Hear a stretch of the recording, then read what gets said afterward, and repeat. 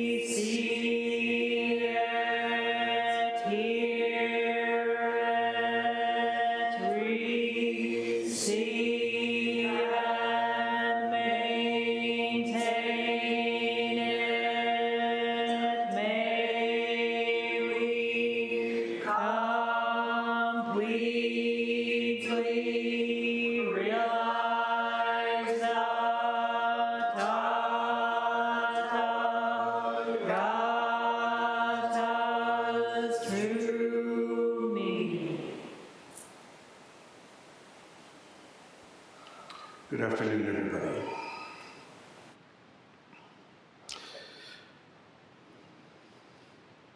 The Lankavatara Sutra, Chapter 7, Self-Realization. Then said Mahamati, "Pray, tell us, Blessed One, what is the nature of self-realization, by reason of which we shall be able to attain transcendental intelligence?"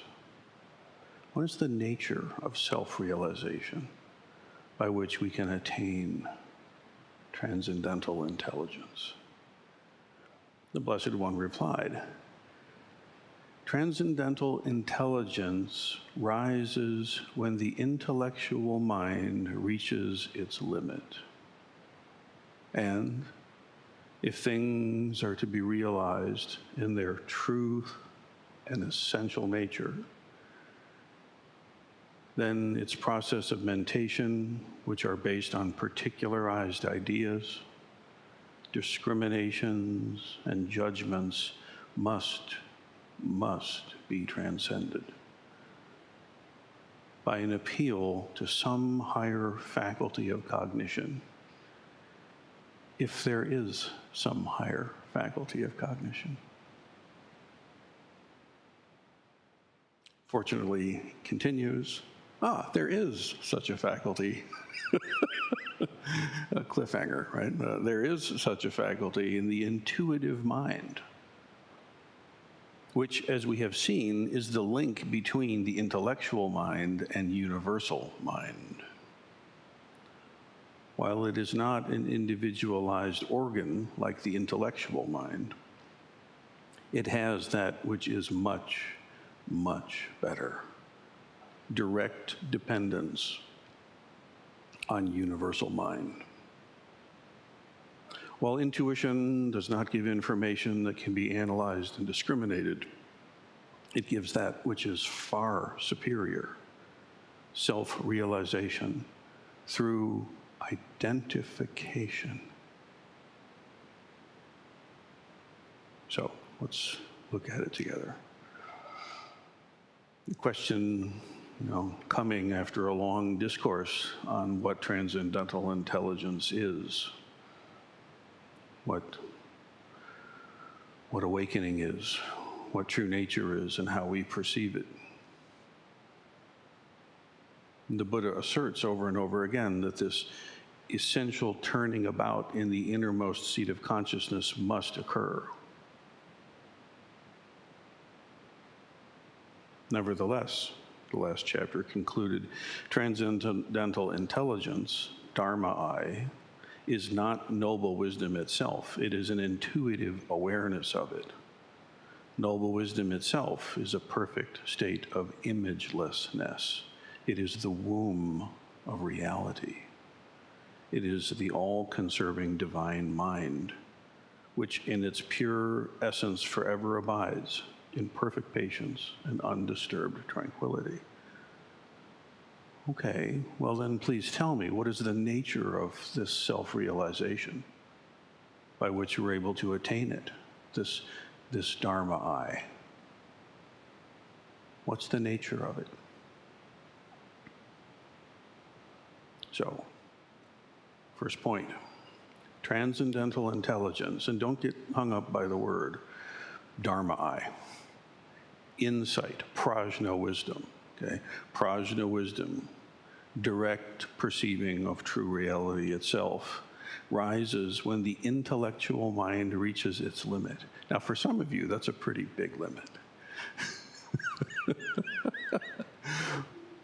Nonetheless, there is a limit, and we will find it. Promise. So transcendental intelligence rises when the intellectual mind reaches its limit. Notice the sutra isn't saying, well, recite this magic formula 50 times facing east, and then you'll be given the superpower from above, or something like that. The sutra is simply saying, another way to say it is, when you can let go the clinging to intellection and notice what's naturally there, you will see this Dharma I showing itself. It'll wink at you. Hey, kiddo, I've been waiting. Maybe for a long time. But it's nothing new. It's nothing that your teacher gives you. But this business of healthfully and with great wholesomeness allowing ourselves to cease clinging to the intellect exclusively. There's nothing wrong with the intellectual discriminating mind, the mind of this and that. The problem is it's partial, and we take that partial to be total at the expense of everything else. I think it's rather like a person who gets so involved in their life on the computer, let us say, that they completely disregard their physical body, don't even acknowledge it. Everything is just... Now, this is true, but it's partial. There's a body. Such a person who's been plugged into their VR headset and all this, what can I do to attain a human body? Just quit playing the video game for a minute and look down. It's naturally right there. And yet, if you're in the pew pew pew pew pew pew pew pew pew, you're not going to notice this.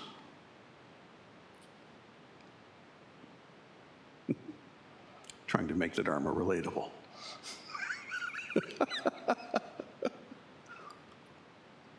So the Blessed One replied, transcendental intelligence rises when the intellectual mind reaches its limit, and if things are to be realized in their true and essence nature, then the intellectual mind's processes of mentation,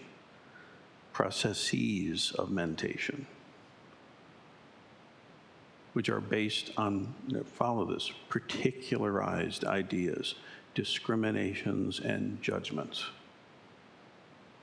That whole trip, that whole functioning of the mind system must be transcended.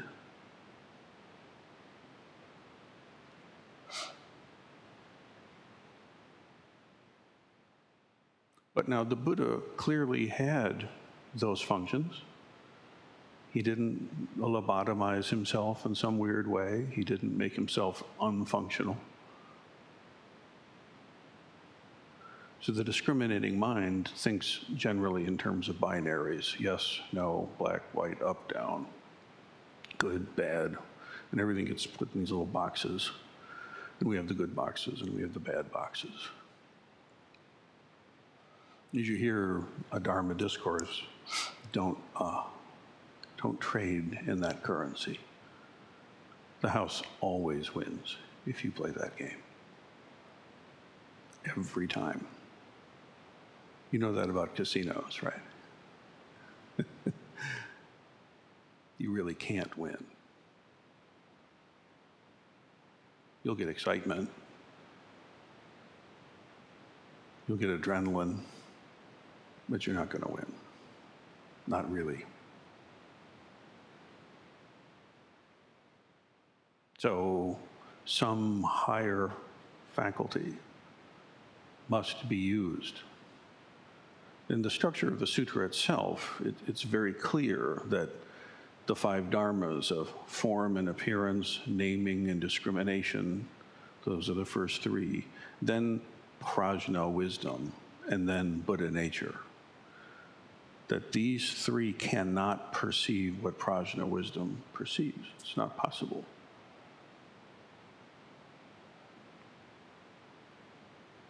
The characters in your video game can't look at you. It might feel like they do, but they don't. They're algorithms inside the game.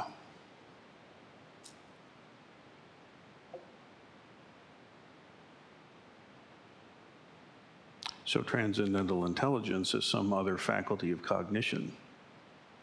There is such a faculty in the intuitive mind. And this is what we call the Dharma eye. This intuitive mind, the Dharma eye mind.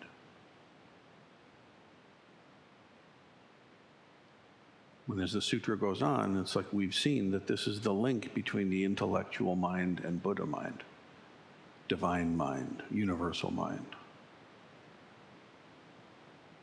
And that's directly my experience also. To me, this is not an abstract truth claim. And what I see functioning in the Doksan room is exactly this development of this intuitive mind. It's sort of like getting used to it. It's sort of acclimating. It's uniting with and becoming comfortable with, learning to recognize and acknowledge a part of ourselves that typically is just buried or given no value.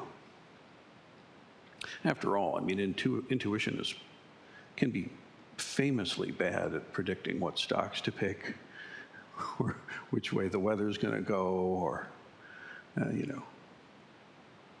But in the realm of Dharma, this is the one-way ticket you must buy. You have got to go down that trail, and you've got to unlock your Dharma eye. It's there. The capacity is there. It has nothing to do with what kind of credentials you do or do not have after your name, what kind of academic accomplishments or spectacular failures you've acquired. It has nothing to do with what you've read. It doesn't have anything to do with that stuff.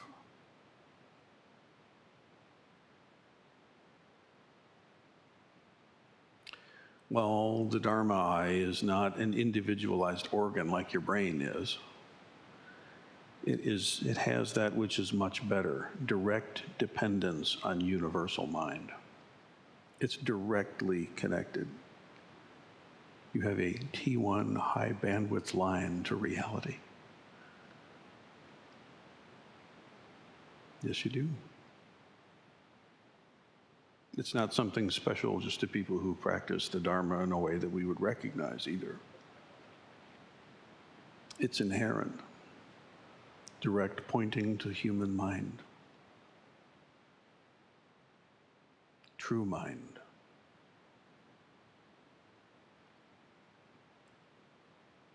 And it depends directly on this Buddha mind, the universal consciousness mind, whatever words we want to use there, directly.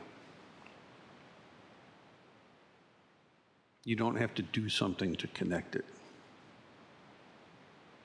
You can't do anything to disconnect it. It's not like if you're a bad Zen student, I can unhook it as punishment. And then you're eternally trapped and unable to connect to your nature. It's simply not the way it works.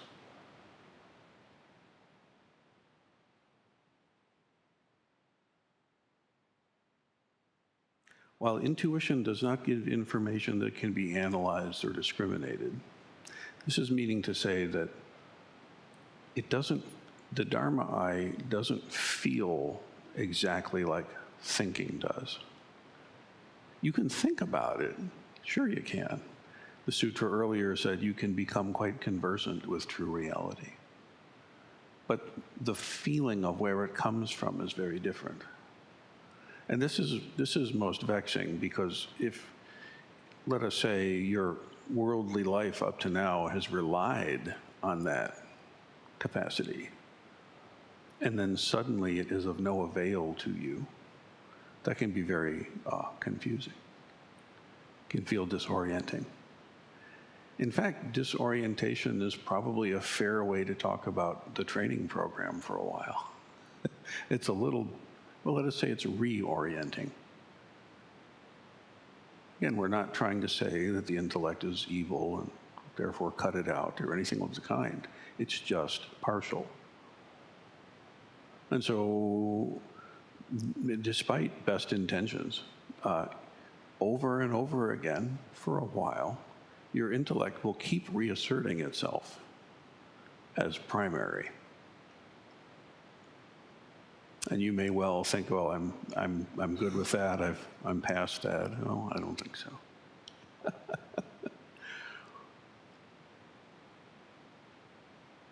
So we learn to trust the Dharma eye.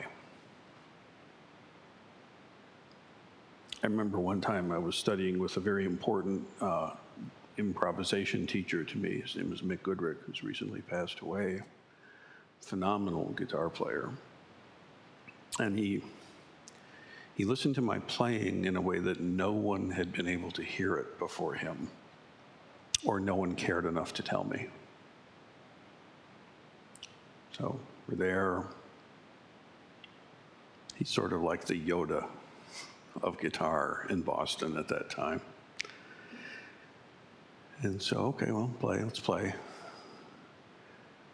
Get done. And I'm playing everything I know, because I'm showing him what I got, because this is what we're doing, right? So I'm bringing it.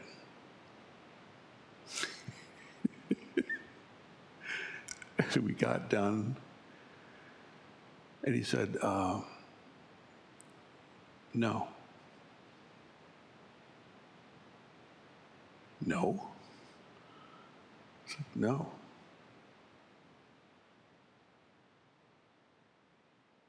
Everything you're doing, you're just patching together stuff that you've worked out. It's not working. It's not happening. I was shocked. By all my lights, it was happening. Right? I'd worked hard for all these little things, and I made sure to get them in there. He'll like this. Oh, this is impressive. This is tough. Check that out. Yeah, man. No. It would be like, I understand it now, it would be like trying to have a conversation with somebody in a language you don't really speak, and you're just plugging in phrases in ways that seem to you to make sense. That's what the language sounds like to you, because you can't speak it. All you've got is jabbering sounds that have meanings separate from the words. You don't know what you're saying. And that's what I sounded like at that time. Terrified me, because everything I had learned up to that point was like, that's how you do this. And it's true. If you can't even say basic phrases like, hey, where's the bathroom? Well, we need to start there. But that's nowhere near being able to dream in the language. That's something else. So then Mick really terrified me. And he says, if you want to study with me, you have to give up playing any of that. I don't want to hear any of that again out of you ever.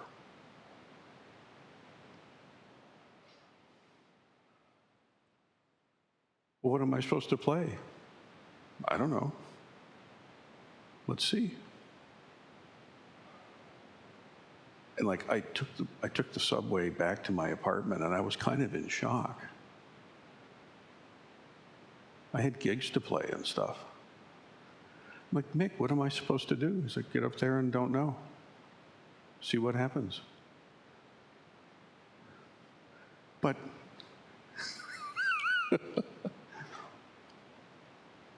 now later, you know, he kind of tempered his teaching a little bit. Of course, you have things you know you can do. But what I needed at that time was a serious shock.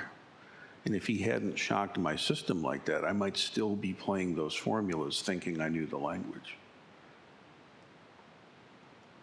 Because to somebody who really speaks jazz, it's obvious. But to anybody else, it seems right. And the Dharma is kind of like that, honestly. There are people that have a good rap. They can sling around Dharma words. They maybe look right, whatever that means.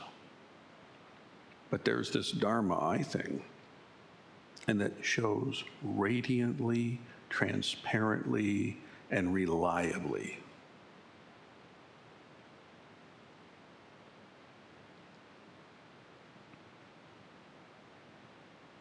If you're using intellect to do the Dharma I's work, you will be found out. If you're willing to practice, and if you're willing to show up and be honest and earnest and engage with a teacher. And that's what you want. That's the gift. Because when you encounter that, you can realize it. So this intuitive Dharma eye, it shows. It's verifiable. And no matter how brilliant an individual's intellectual understanding may be, it's not the same thing. Even if the words accord correctly. That's another loop. There was a time when I would play things that were kind of like things I'd worked on, but he would accept it. Why? Because it was actually coming from me, as opposed to from my memory, cramming it in there. So you can still say, hi, where's the bathroom? And use the right phrase. It's not problematic. It's just partial. The same thing over and over. The problem is that in the Dharma,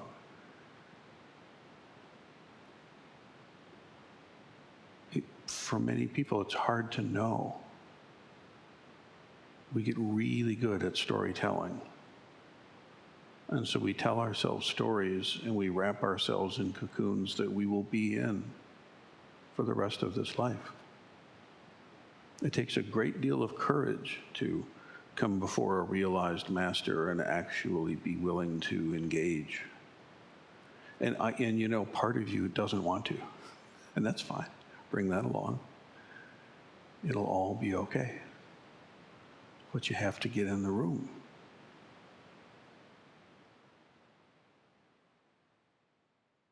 Intuition does not, I would say, Dharma eye, does not give information that can be analyzed and discriminated. It doesn't feel the same way that intellect does.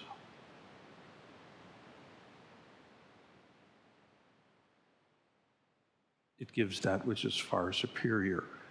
Self-realization through identification. End of chapter. What is identification? Didn't this whole thing just say it's not about discriminating and picking and choosing and filing the cabinet and getting the Dewey Dharma system all lined up? Well, that's not what identification means here. What does identification mean in this case? It's not giving, it's not analyzing. It's not discriminating, picking and choosing or judging. That's not what's meant by identification. It's not name, form, name, and then discriminate. It's not that stuff. This identification is something very different.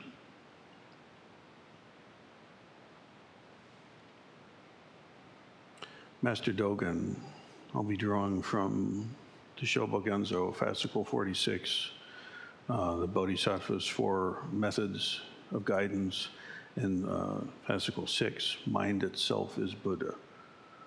As I've been going along with the sutra, I've been trying to grab more or less chronologically different Zen masters' expression of the truth that the Lankavatara puts forth.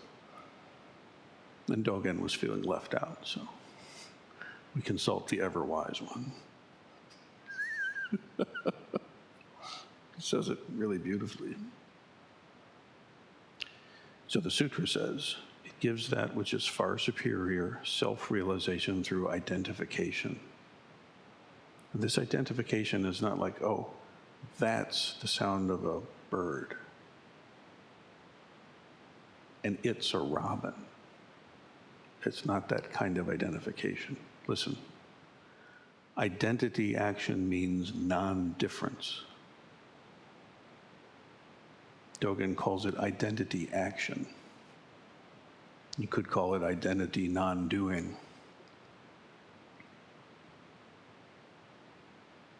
Purposelessness identity. All those. Identity action means non-difference. Non-difference from self, non-difference from other. When we know identity action, self and others are one. So it's not identifying.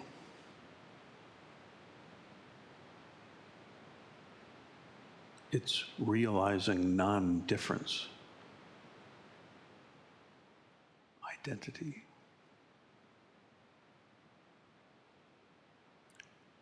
Identification means non-difference. It would be kind of cheap language to say, I identify as that. But it's close. It's in the right direction.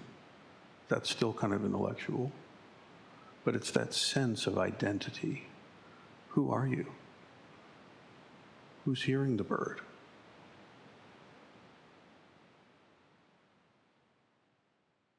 Who's sitting in the chair? Who's speaking? Who's listening? Who's suffering? It's serious business. Who's dying? What is it that's born? Identity action means non-difference. Non-difference from self, non-difference from other. When we know identity action, self and others are one.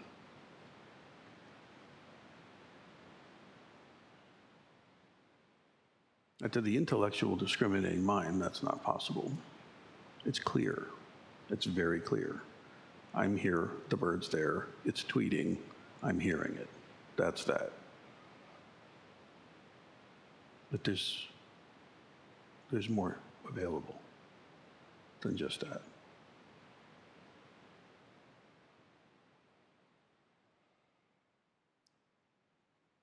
Mind itself is Buddha does not divide. Mind itself is Buddha is identity action. Mind itself is Buddha is identification through Dharma eye. Does not divide. Buddhas do not divide Buddhas. Thus, the mind itself is Buddha indicates Buddhas of aspiration, of practice, of enlightenment, and of nirvana. Those who have not actualized aspiration, practice, enlightenment, and nirvana do not experience the mind itself is Buddha. This mind itself is Buddha. Again, remember, words don't get trapped, but they are pointing to something.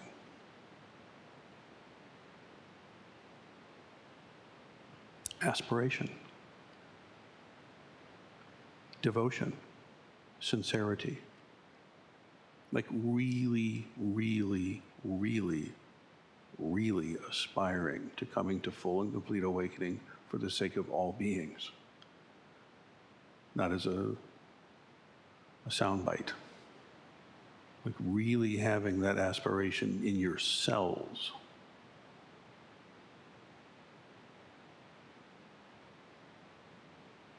To be in full contact with that.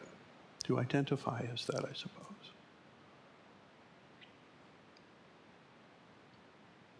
That mind of bodhicitta wipes away all obstructions.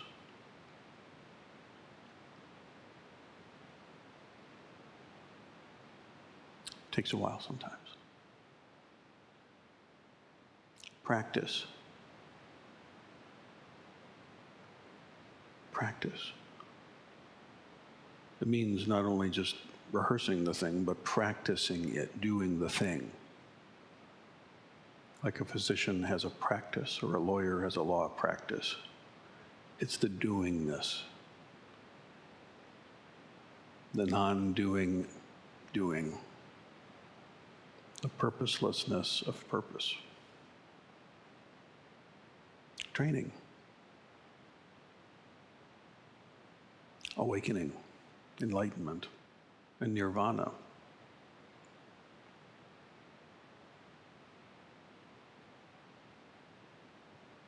While the Dharma eye does not give information that can be analyzed and discriminated, it gives that which is far superior, self-realization of noble wisdom through identification. When all Buddhas in the past, present, and future are Buddhas, Dogen says, they unfailingly become Shakyamuni Buddha. This is mind itself is Buddha. Any Buddha that arises in any world system throughout all time or space becomes exactly and precisely Shakyamuni Buddha.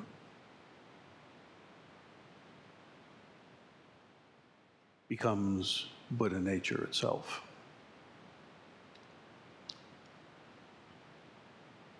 The mind itself is Buddha does not divide. Buddhas do not divide Buddhas. This identity, this identification, this realization of oneness with, being one with the Buddha in the 10 directions, with all sentient beings, raise Bodhi mind, let the supreme way be realized. Every Jukai ceremony, this is intoned. Being one with the Buddha in the 10 directions. That's not just like a cool thing to say, like spooky and nice. It's very specific. Be one with all Buddhas in the 10 directions. 10 directions means everywhere. Being one with all Buddhas. Being one with the Buddha and the 10 directions, with all sentient beings, raise Bodhi mind. Let the supreme way be realized. Be one with Buddha. The Dharma eye gives that which is the most superior. Self-realization through identification. Realize for yourself, being one with Buddha. That's all any Buddha has ever done. You have one job to do. But that's not quite true.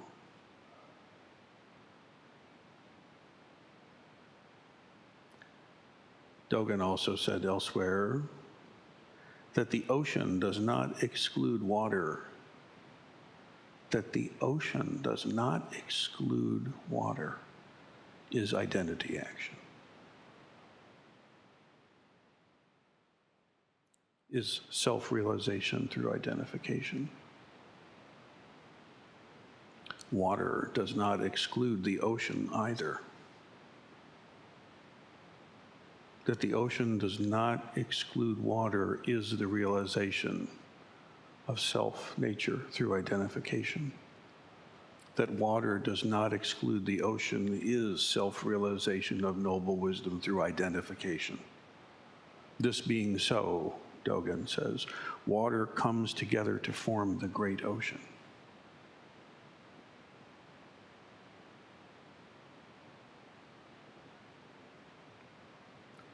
Being one with the Dharma and the 10 directions, with all sentient beings, penetrate the sutras, let wisdom be like the ocean.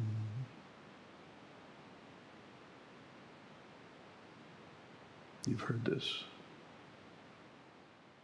The ocean does not exclude water. Mountain, stream, and river merge and flow together into the great ocean itself. Because the ocean rejects nothing, rejects no water, it's vast. Being one with the Dharma is self-realization of noble wisdom through identification.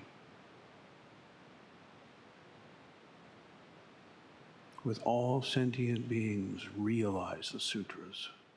Let wisdom, let your wisdom join with the wisdom of all beings, like the ocean, rejecting no water. You have one job to do. Be one with Buddha. Another one job, be one with Sangha, or be one with Dharma.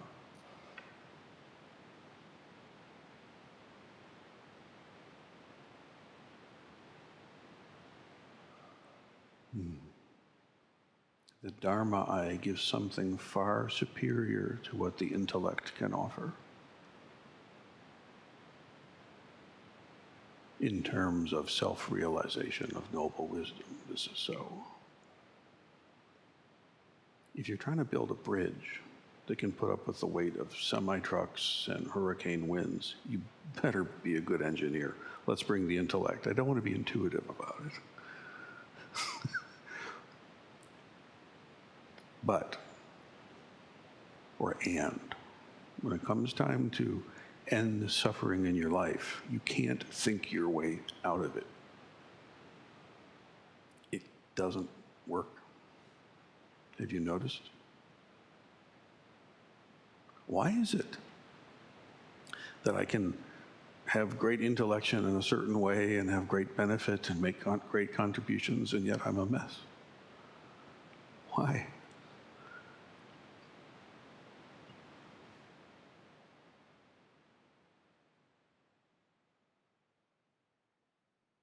Self-realization of noble wisdom through identification, expressing as aspiration, practice, awakening, and nirvana hasn't yet occurred.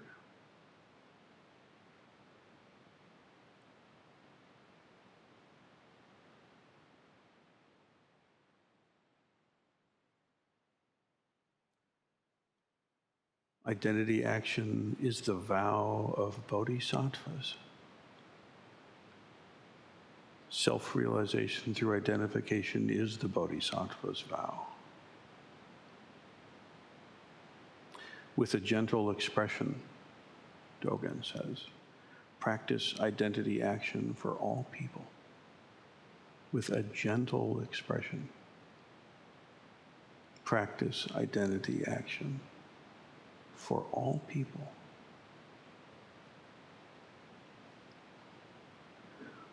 Being one with the Sangha and the 10 directions, with all sentient beings, Lead the people. Let harmony pervade everywhere.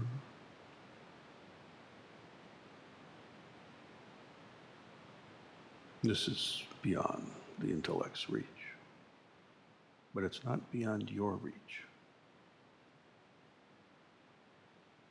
You can access this.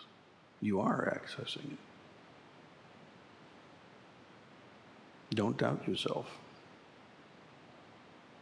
The intellect would like to convince you that it's not possible, or it's for others, or it's all just not true, or something. You don't need it. Don't buy it.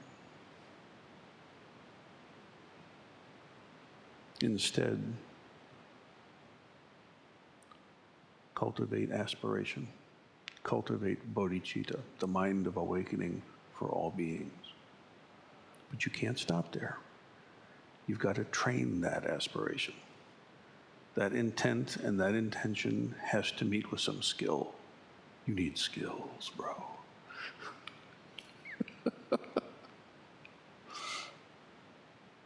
An awakening occurs. And living out of that awakening and actually having that awakening be the basis of your life, you see that samsara is nirvana. There's no difference. Where could there be? Because you're free.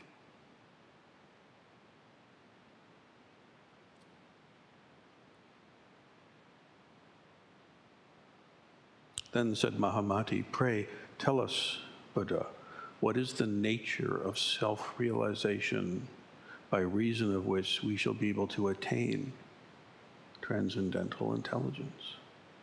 The Blessed One replied, transcendental intelligence rises when the intellectual mind reaches its limit. And if things are to be realized in their true and essence nature, the mind's processes of mentation, which are based on particularized ideas, discriminations, and judgments, must be transcended by appeal to some higher faculty of cognition, if there be such a thing. There is such a faculty in the intuitive mind, in the Dharma eye, which, as we have seen, is the link between the intellectual mind and the universal mind. It's all Buddha mind. There's nothing but Buddha mind, and yet the sutra points out intellectual mind, intuitive mind, universal mind. While it is not an individualized organ like the intellectual mind, it has that which is much better, direct dependence on universal mind, not on words and ideas, not on descriptions.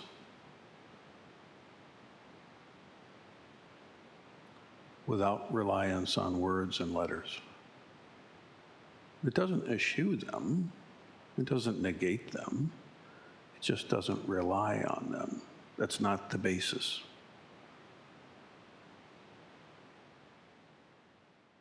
While intuition does not give information that can be analyzed and discriminated, it gives that which is far superior. Self-realization of noble wisdom through identity action, through identification. So what this means is whatever you think you are, whoever you think you are, whatever your instant reaction to the question, oh, who are you? What do you do? Tell me about yourself. Whatever comes up right then, don't be satisfied. We go to great lengths. We go to great lengths. We incur much difficulty just trying to get ourselves to sit down and settle down and pay attention to the essential thing. Because the karmic unfoldings and the churn will keep you engaged in the light show. Like that person who's just so engaged in the video game, they forget there's anything else that exists. So let's wake up. Let's realize this identity this identification, this Buddhas not dividing Buddhas, this ocean not rejecting water, this gentle expression to lead the people. For the sake of all beings throughout space and time, may it be so.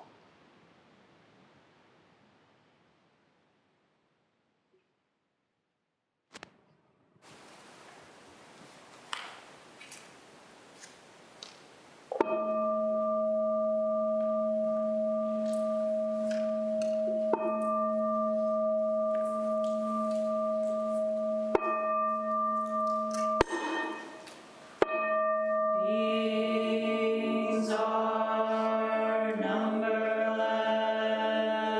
I vow to free them. Delusions are inexhaustible. I vow to end them. Dharma gates are boundless. I vow to enter them. The Buddha way is unsurpassable. I vow to embody it. Beings are numberless. I vow to free them. Delusions are inexhaustible. I vow